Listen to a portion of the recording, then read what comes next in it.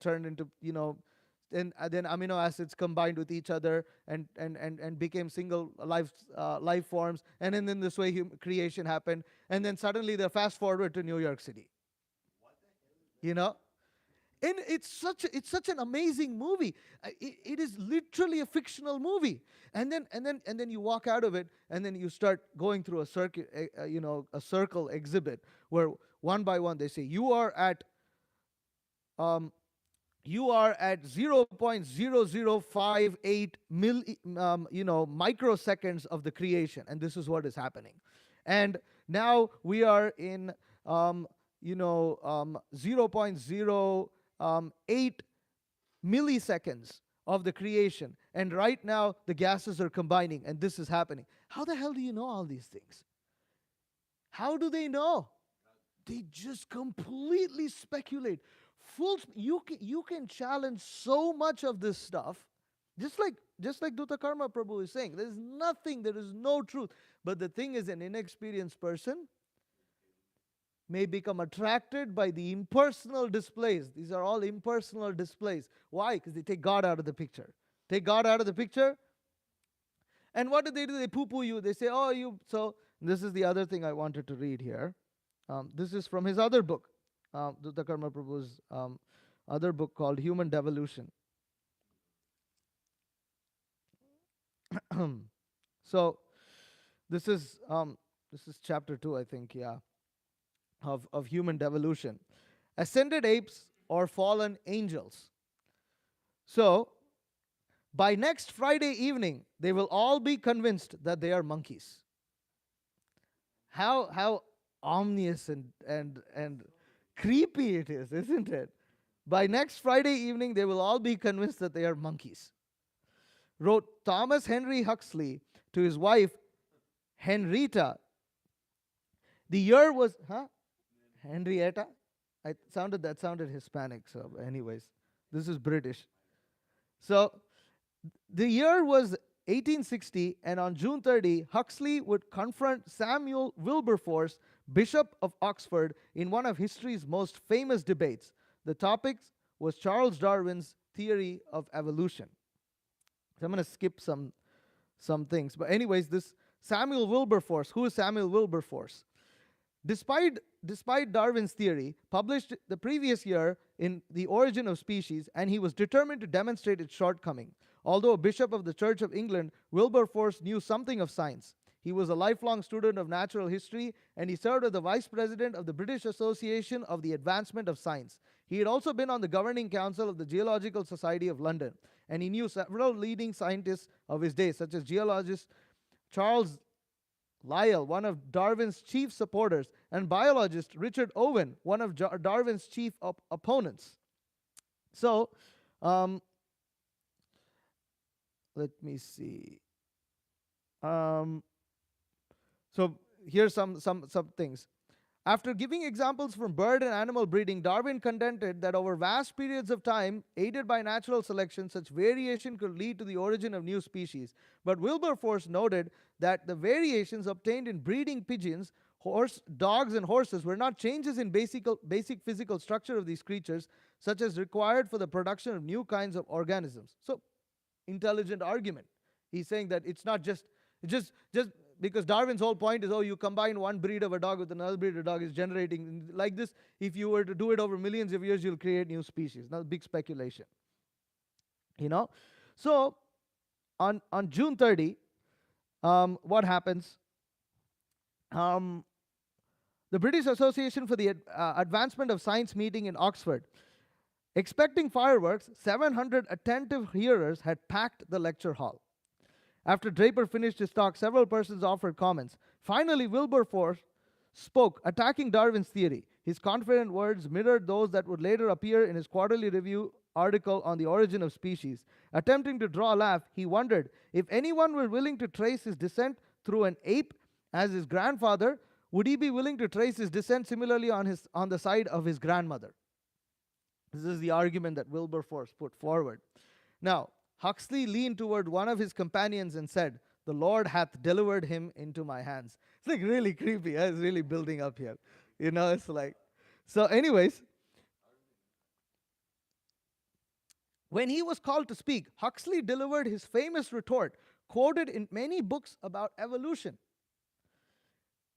Declaring that he felt no shame in having an ape for an ancestor, he added, "If there were an ancestor whom I should feel shame in recalling, it would rather be a man of restless and versatile intellect, who, not content with success in his own sphere of activity, plunges into scientific questions with which he has no real acquaintance, only to obscure them by an aimless rhetoric and distract the attention of his hearers from the real point at issue by eloquent digressions and skilled appeals to religious prejudice."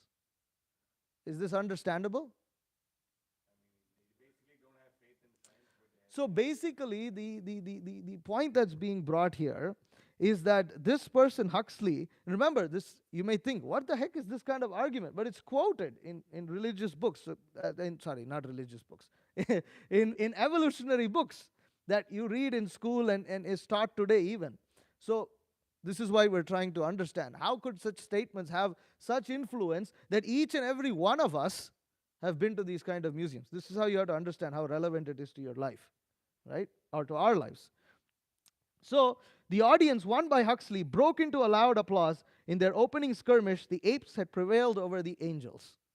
So what had happened, what he's arguing, he's saying that he feels shame to call his ancestor a man, because the man, in spite of having great intelligence and is able to go beyond just like his normal activity and is asking scientific questions about, nature of existence, what he does, he pushes it all away into some aimless rhetoric. Rhetoric means repeating the same points, same talking points. Rhetoric, and distract the attention of the hearers from the real issue by eloquent digressions and skilled appeals to religious prejudice. Means talking about God, talking about the glory of God, talking about wonderful things, and just like digressing but not really presenting how these things came about. This is the argument, that he feels that what kind of human beings? Religious prejudice, rhetoric, these are the words. So we have to understand that this is where the Church of Atheism began. Church of Atheism, then you hear the same words being used to attack people who believe that God created the universe, right? And then there comes to be another point here. So there is Benjamin Disraeli, the then Chancellor of the Exchequer, means he is the Department of Finance, head of the Department of Finance, or what we call as, what in British sense we call as the finance minister. So, and soon to be prime minister. So this guy's a soon to be prime minister. These are big people talking here. Said, the question is this: is man an ape or angel?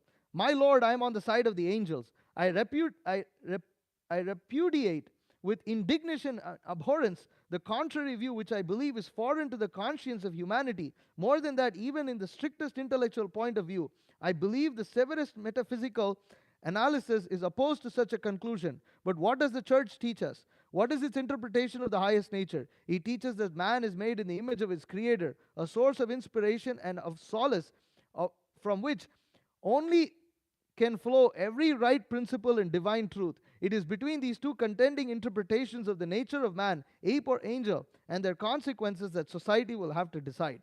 But the Oxford University had already decided.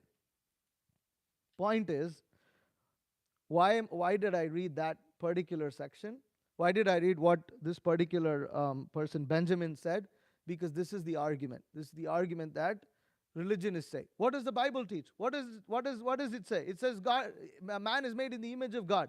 But the point is, these kind of rhetorics will not stand the advanced and very systematic brainwash that is being done by the atheists. Actually, truly, if you think about it, now that we've read what Duta Karma Prabhu explained of that whole museum thing, it's very clear, it's very easy to see that they're doing the same thing, but they're doing it in a very sophisticated manner. They're doing it using some logic, using some reasoning.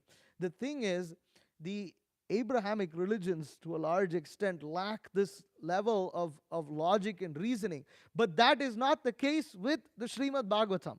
That is not the case with the Vedic literature. This is why we should learn about creation. This is why Parikshit Maharaj is asking, how did the Supreme Personality of Godhead create? See, and in this regard, I'm going to read another thing from Life Comes from Life by Srila Prabhupada. This is a conversation recorded on December 3, 1973, on the shores of the Pacific Ocean near Los Angeles. Srila Prabhupada is accompanied by Dr. Singh, Dr. W.H. Wolf Rotke, and other students.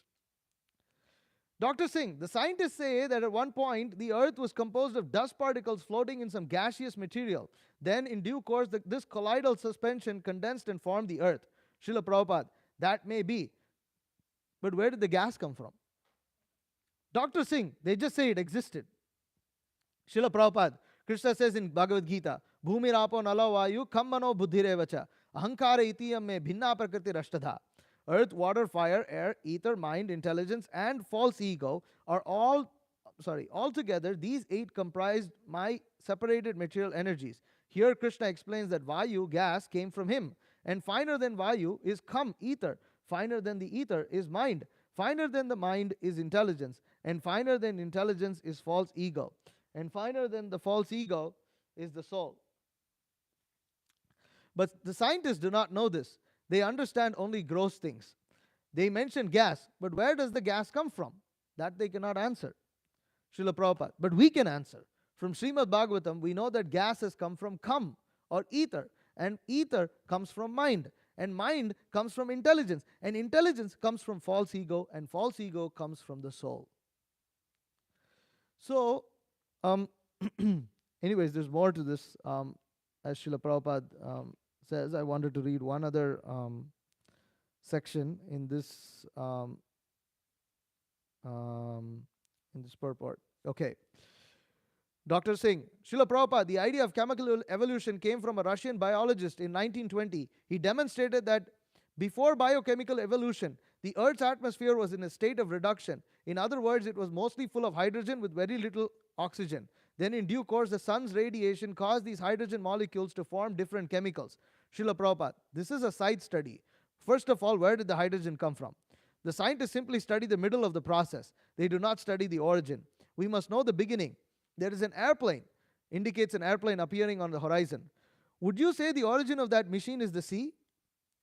A foolish person may say, all of a sudden a light appeared in the sea, and that's how an airplane was created. But is that a scientific explanation? The scientists' explanations are similar. They say this existed, then all of a sudden by chance that occurred. This is not science. Science means to explain the original cause. Perhaps scientists can create imitations of nature, but why should we give them credit? We should give credit to the original creator, God. That is our philosophy. Dr. Singh, when the scientist discovers some natural law, he usually names it after himself. Srila Prabhupada, yes, exactly. The law is already there in nature, but the rascal wants to take credit for it. So, Prabhupada further comments, now the scientists have organized a whole department, Dr. Singh, now the scientists have organized a whole department in science called gerontology, in which they study how to prolong life. Srila Prabhupada, their real aim should be to stop the suffering. Suppose an old man is in great pain, suffering from many diseases, and the doctors increase his lifespan. What is the profit? Dr. Singh, that is what they do with heart transplant. Prabhupada, it is nonsense. Let them stop death. That would be an achievement. Let them stop all disease. That would be an achievement. They cannot do these things. Therefore, I say all their research is simply a struggle for existence. So,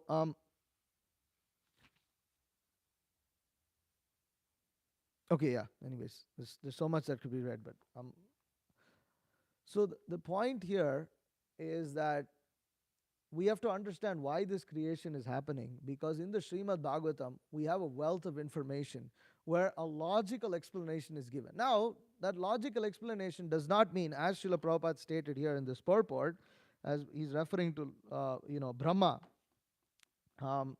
He's saying that how, for instance, in the end, he says that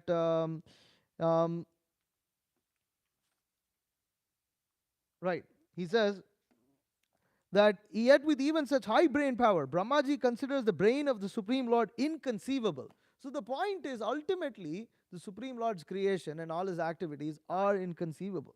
They are inconceivable. But that inconceivability can be explained. That inconceivability could be understood logically to be inconceivable.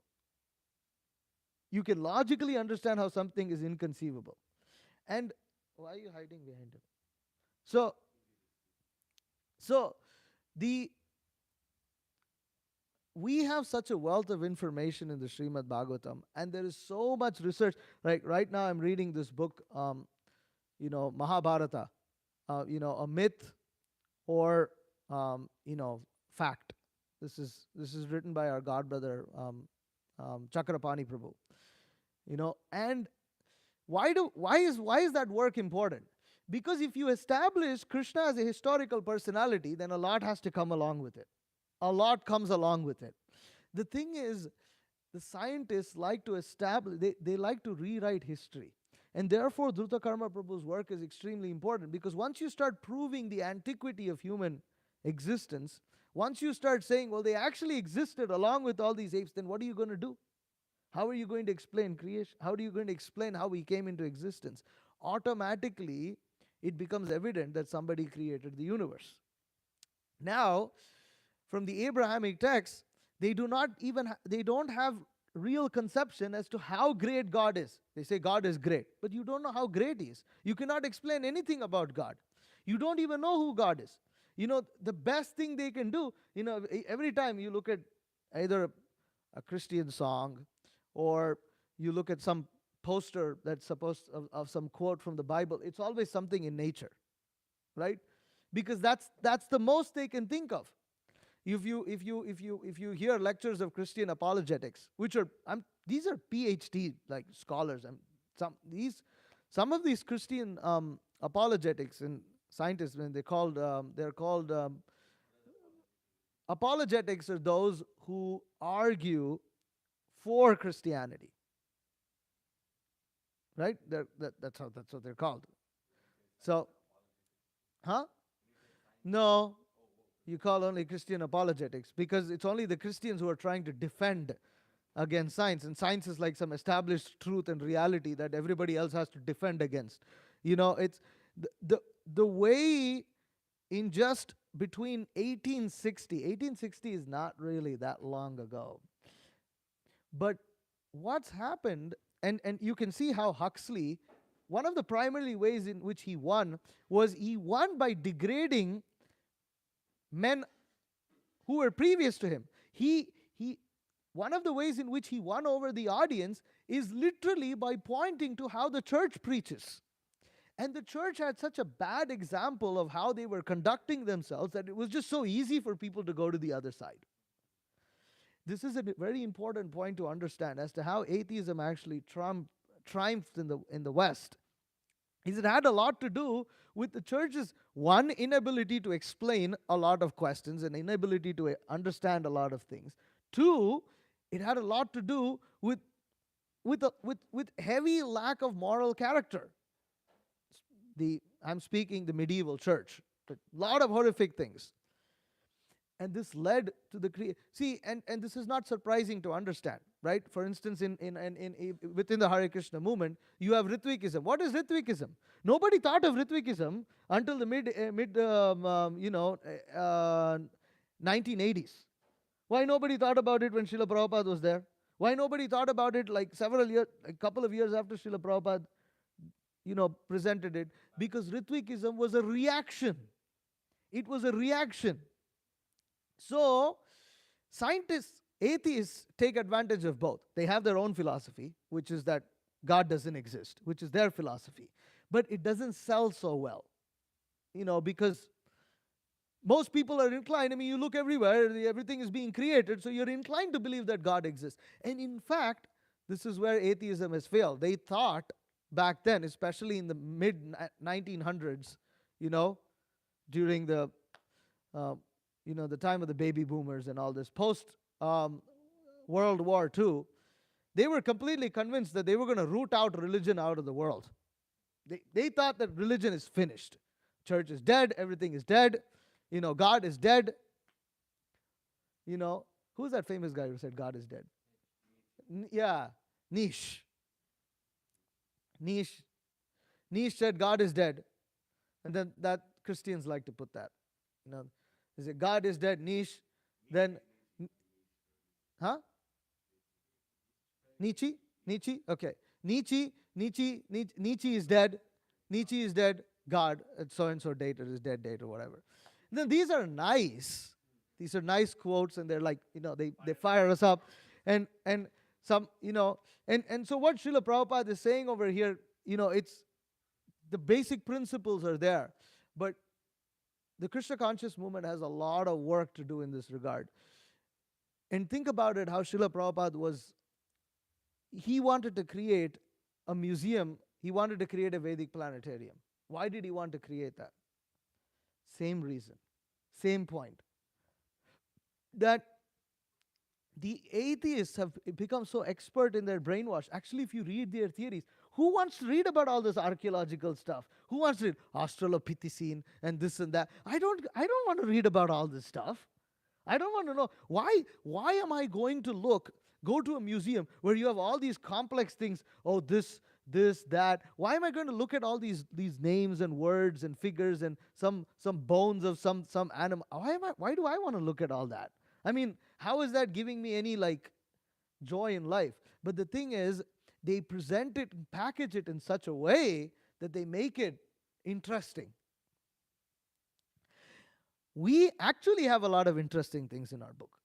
And we should be really thinking how to present these things to the members of the public, not try to hide all of it.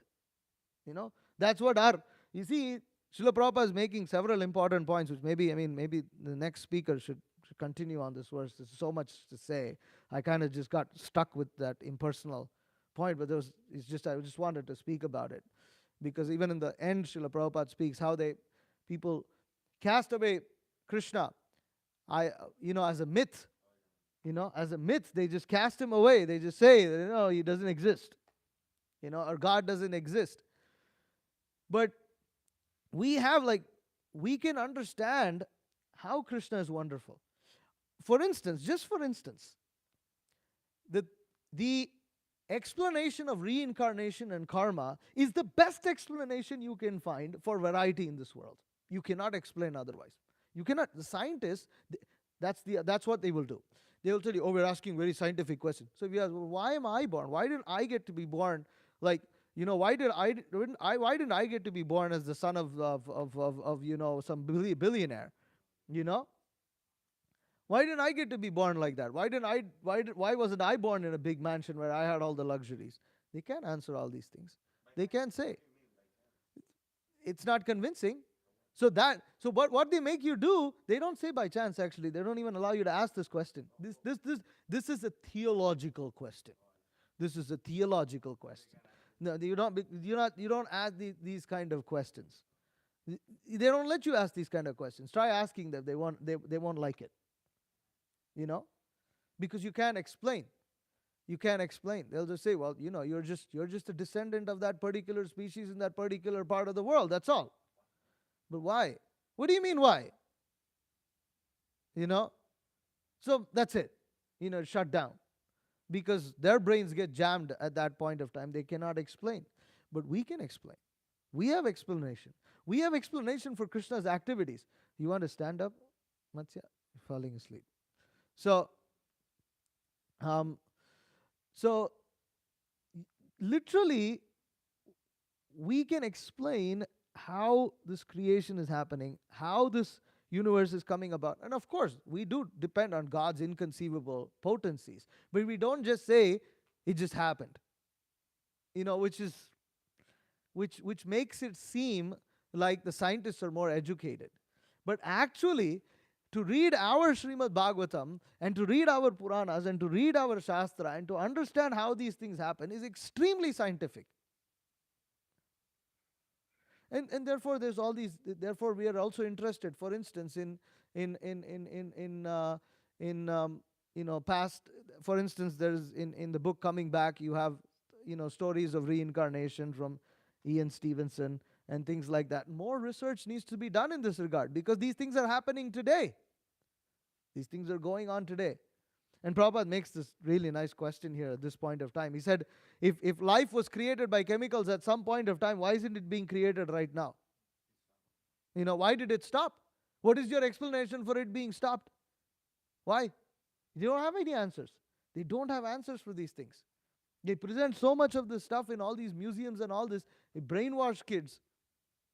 And that's how they make science classes interesting. Otherwise, science classes are boring. Science classes are boring. Biology is really boring.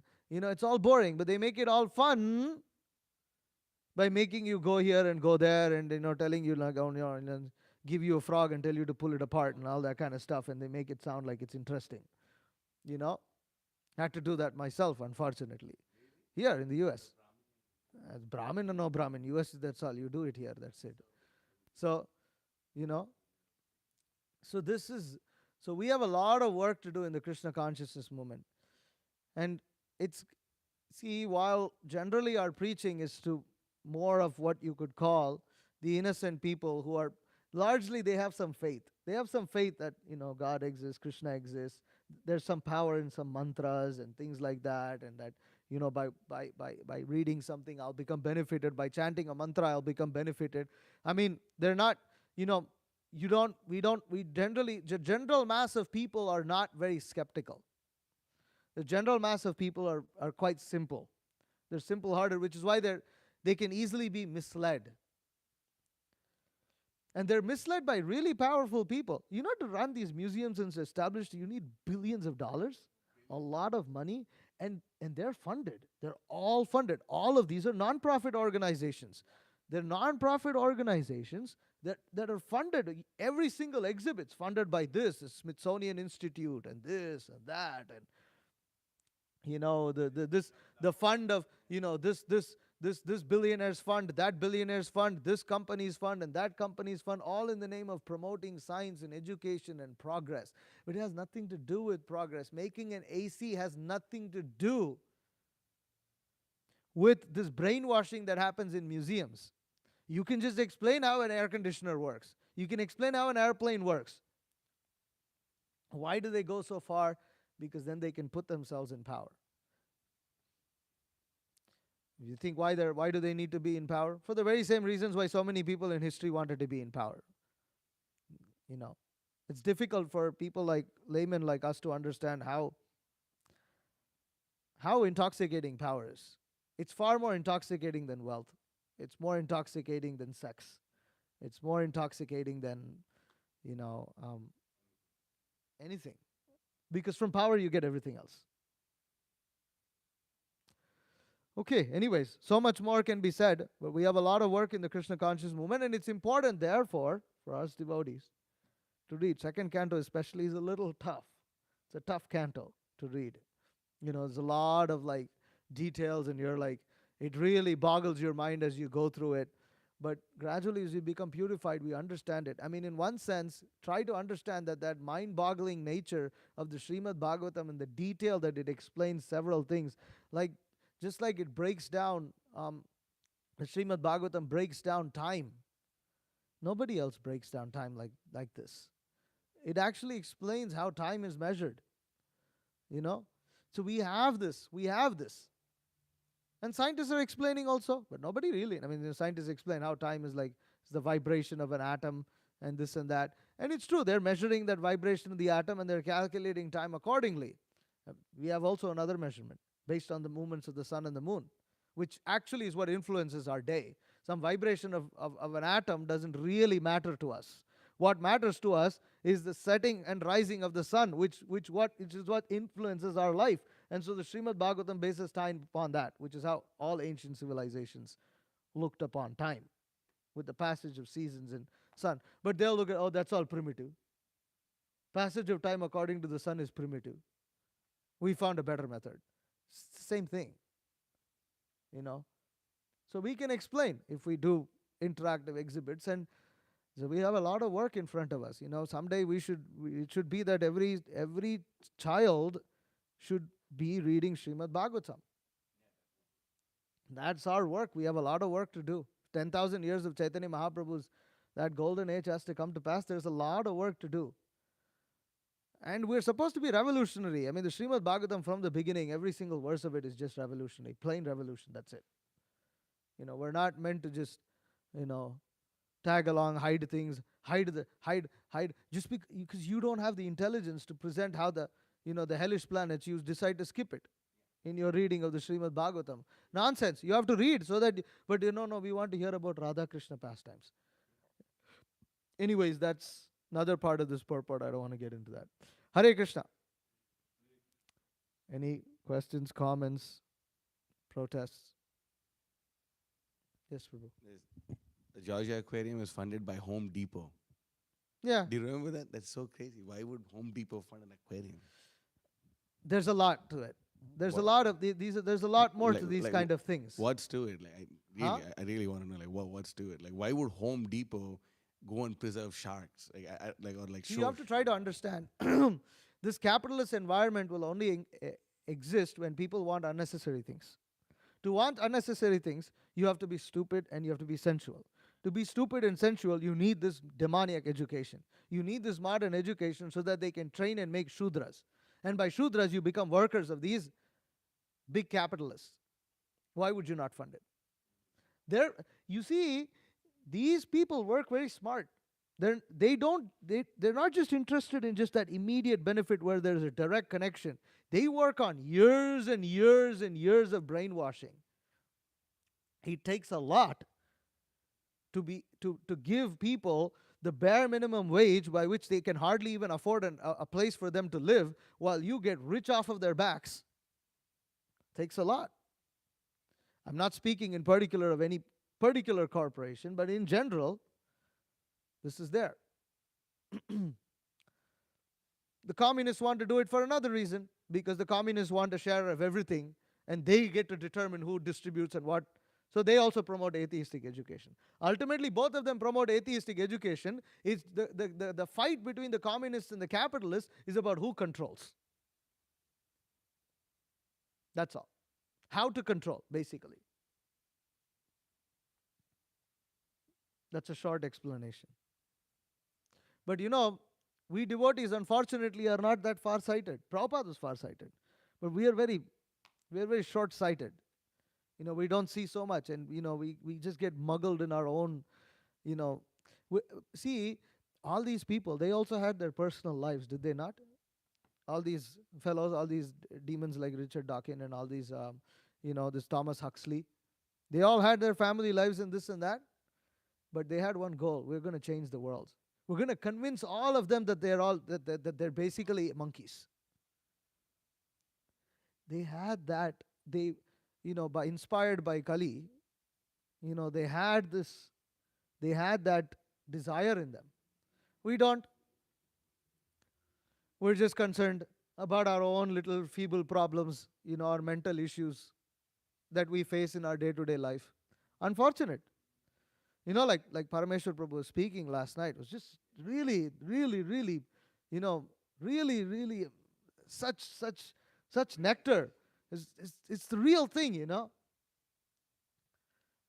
So we're meant to create this kind of revolution. Prabhupada instilled that. And Parameshwar Prabhu is saying it's not that everybody is on the front line, but everybody has to be supporting that. Everybody should have that missionary spirit. But instead, I have all my problems, my kid, my baby, my this. Yeah, okay, yes, that's there. They also had kids and babies. They also had everything, but they never gave up. You see all these activists and all these people who are fighting in the government and changing and all, doing all this, changing the textbooks and all this. You don't think they have lives? You don't think they have personal problems? And we have the greatest books, we have the greatest texts, and all we can do is just like be mired in our own problems or fight amongst ourselves about silly things. It's kind of unfortunate. It's very unfortunate. You have something? Yes.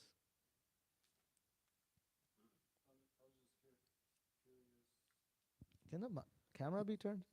Um, like Guru Maharaj is like, I guess he's like trying to establish reincarnation in these things, and obviously we're like constantly trying to defeat atheistic philosophies such as science. Like I feel like this class did a lot for me, especially, I have like that like conditioning where subconsciously I kind of like incorporate that knowledge, and this just did a lot for like erasing all that, just showing me like what we really have with the Srimad Bhagavatam and like how much it can explain, and like the Catholic Church and this and that, they have such lacking philosophy, and that's really how atheism's kind of like covering It over. uses it. It uses it. That's not the base of their Yeah, philosophy, right. but they're very expert. It's nice but that we have the answers. I don't know how you feel about. Is there any like scope for like distributing this book as well, and obviously in tandem with Prabhupada's books? But I guess Yeah, sometimes it can be. Forbidden feel- Archaeology. It's an expensive book, Yeah. and it's not. They're not printed in mass, but we could discuss about that. We should be doing something to attack.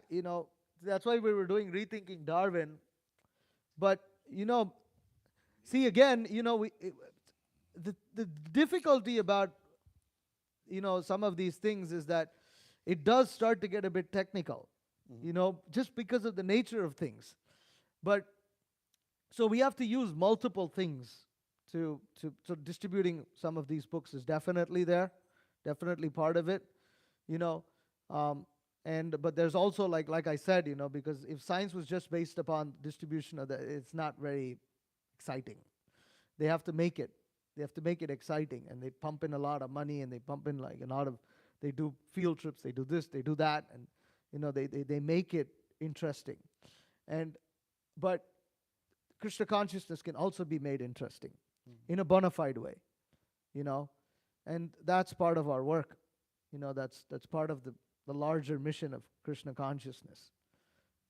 That's one of the reasons why we were interested to do some kind of like virtual reality kind of like experience, because this is another way in which you know like that.